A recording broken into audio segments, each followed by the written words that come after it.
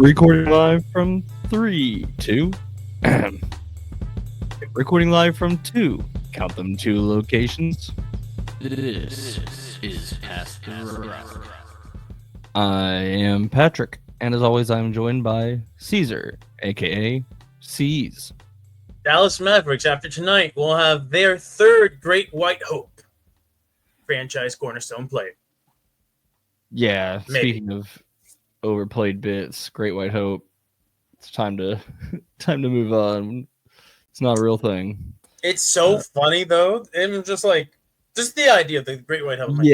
Especially with Dallas having 3 straight generations of Great White player. And you could say maybe now this time they came domestic. Yeah, and now true. I'm gonna say you could say 3.5 if you count the other half of Jason Kidd. Oh, I thought you meant Sean Bradley. No. That would have been 4. That would have been 4 because he's fully white. Jason Kidd on being half, I believe.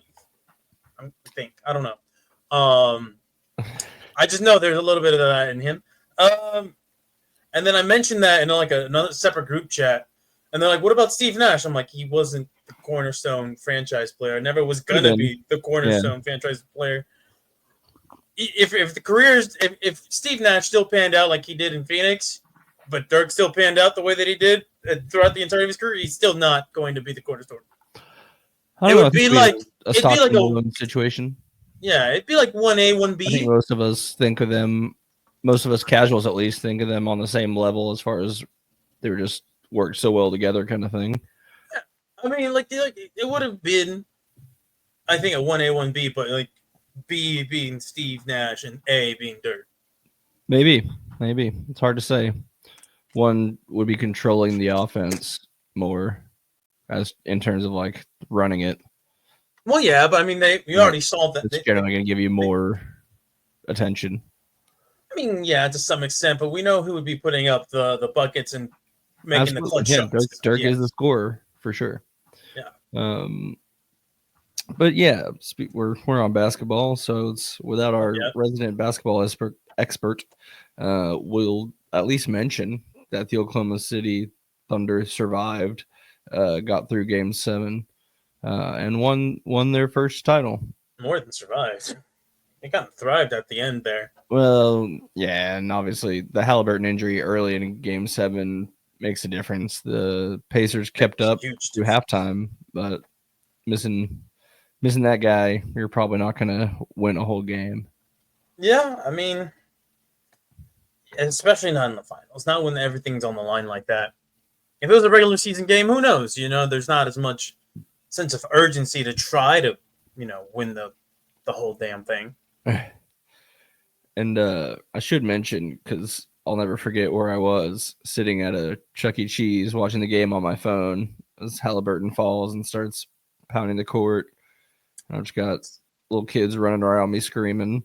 Chuck E. Cheese, not as fun as it used to be. It's way too bright in there. I haven't stepped foot in one since I was a child myself, so I can't say. Yeah, it's not a great experience. I don't doubt it. I don't doubt it for a second. But yeah, man, that Game 7 was, God, that was such a tough watch after he fell. And yeah, it took the air out of. It felt like it took the air out of the broadcast, through my phone. Yeah, no, absolutely, man. And not just that. I mean, I felt like even the arena, to some extent, eventually, you got that energy back at the end. Yeah, they don't want to over celebrate an injury, but they knew what that meant. 100%. I don't think a single Thunder fan can, with a straight face say, "Oh, they didn't think that wasn't going to impact the game." No, and they were probably nervous, at least through that first half there when it was basically tied. Yeah, and listen, that injury itself real sad, and there's going to be a lot of what ifs for a few years at least, regarding what could have been if he didn't have his Achilles explode on him like that. But I think just as a frame of reference or just as a comparison, I think at this point, the further we get away from the Kevin Durant having the very similar situation happened to him in the NBA Finals. We kind of steadily forget that and just remember who won. Like Oh, the fan, absolutely, yeah. the fan base of the losing team will never forget, but everybody else will. So That's why the Mavs media always has to remind you who they beat on their way even to the finals, because no one, they know the Mavs won, and that's about it, and that's how yeah, we'll think about this. It will be the Thunder won, and then those of us who were watching it will be like, oh yeah, Hallie got hurt. yeah, Achilles exploded 7 minutes into the game. That's happens in a lot of sports, and I think basketball it gets magnified a lot where there's a lot of what ifs played. But you got to stay healthy to win. That's kind of the most important part.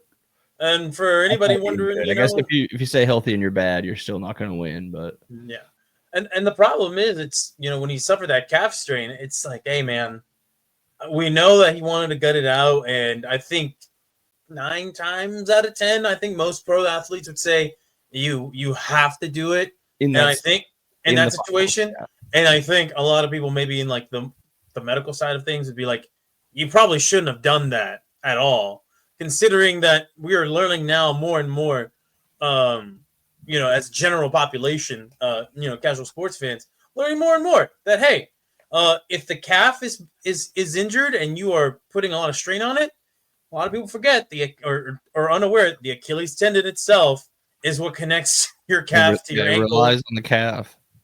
Yeah, and so if you have a bad calf and you're working it and you're straining it, you're like in the professional sports realm, you're likely going to experience an Achilles tear of some sort. We saw that with Aaron Rodgers, and for people who don't remember, that wasn't just like a random injury. There were reports back in training camp of that year that he was dealing with calf soreness, calf strain, and then we saw what happened to him, right? Kevin Durant, before he had his Achilles tear, also dealing with a bad calf. Like this isn't coincidental. One will lead to the other if there's not enough healing, enough physical rehab on the calf itself. So it's unfortunate because when we saw what happened to Hallie with his calf in, I believe it was Game 6 or Game 5. I think he got hurt in Game 5. Yeah, Game 5. So yeah, he got injured in Game 5. He managed to tough it out through Game 6. Probably shouldn't have done that, but it's win or go home at that point for the Pacers. And then we saw what happened in Game 7. It's sad situation. I don't think, he says he would do that 10 times out of 10. I'm paraphrasing whatever his quote was. And I hate to say it, but I think 10 times out of 10, that exact situation is going to happen too.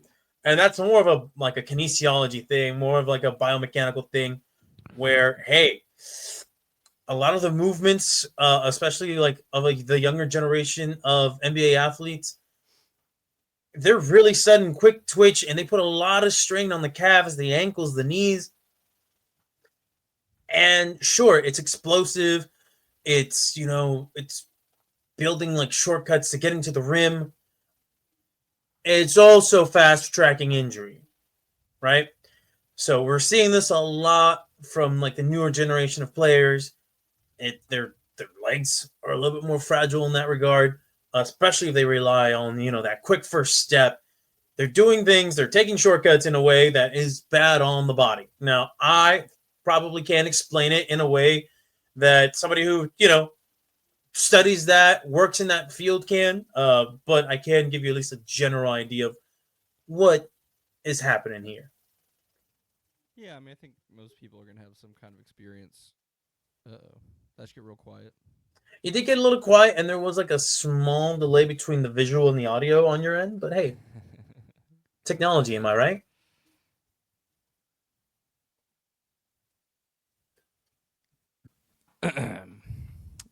Okay, so a little delay in technical issues. We're going to try to fight through that for now. We don't even know. Y'all don't even know. It's over, and now we're watching the draft, and the Mavs just officially took Cooper Flag. The Flag era has begun. How long this will last, we don't know because Nico Harrison is in charge. Mavs fans enjoy be here 4.5 too long. years, 5, maybe tops, and then the Mavs will fuck it up. Well, we'll see. Now it's time for the Spurs, who I think everyone thinks he's going to take. They're going to take Dylan Harper, right? I have no idea, to be quite honest with you. I've not been following the draft just simply because, the basketball is mostly dead for me at this point. I was enjoying the finals to some extent, especially with the emergence of Halliburton. Yeah. But, his injury kind of took See, the air out. I was gonna say we did see the Celtics make a couple of pretty big moves. It seems A lot of to get moves onto that I second think apron. are gonna move them backwards. They're trying to. They were over that second apron, which is so much money. Absolutely, It's and that effectively a hard cap at this point. if I'm not mistaken, are they still trying to sell the team, or they've already been sold? I'm assuming they're still trying to sell it because I feel like that would have been bigger news. Because we only just officially got the A-Rod one finally for the Wolves. And I'm sure that with them trying to move further down the luxury tax bracket, it's going to help them with their sale, I'm going to assume. But yeah, they've lost what? They've lost Kristaps Porzingis, Drew Holiday. On a smaller financial burden. Yeah, and then on top of that, I've seen some rumors of them trying to trade Derek White. So it just seems like they're tearing they're taking calls on Derek White and someone else, but not that they're necessarily looking for it.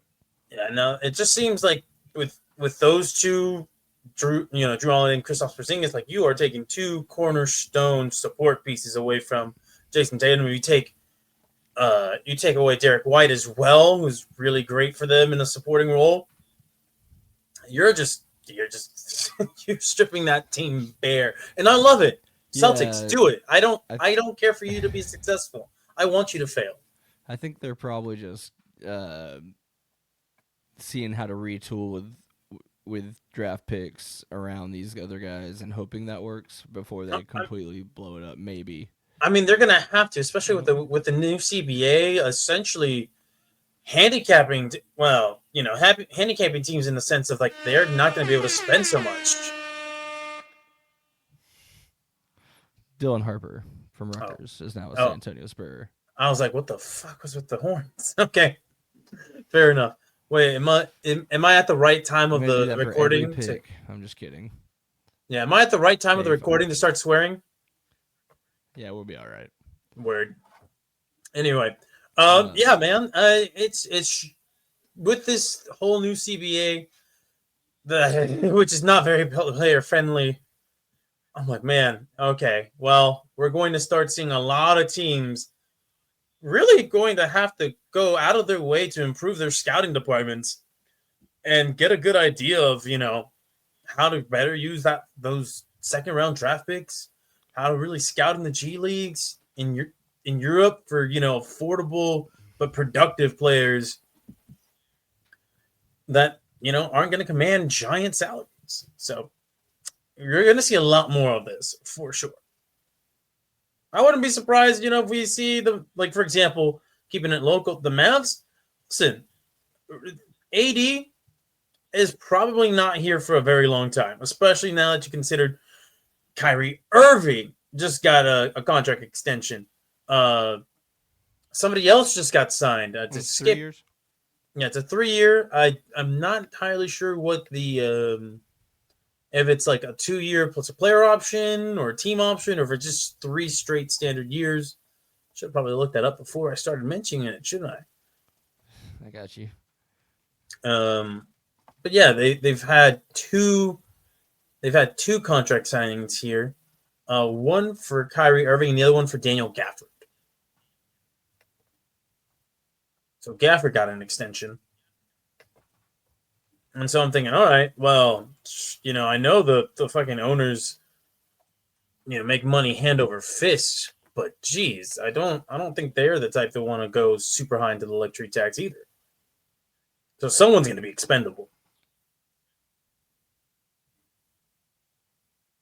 Now, when Bethy comes back, maybe he can give me more of a. What's up?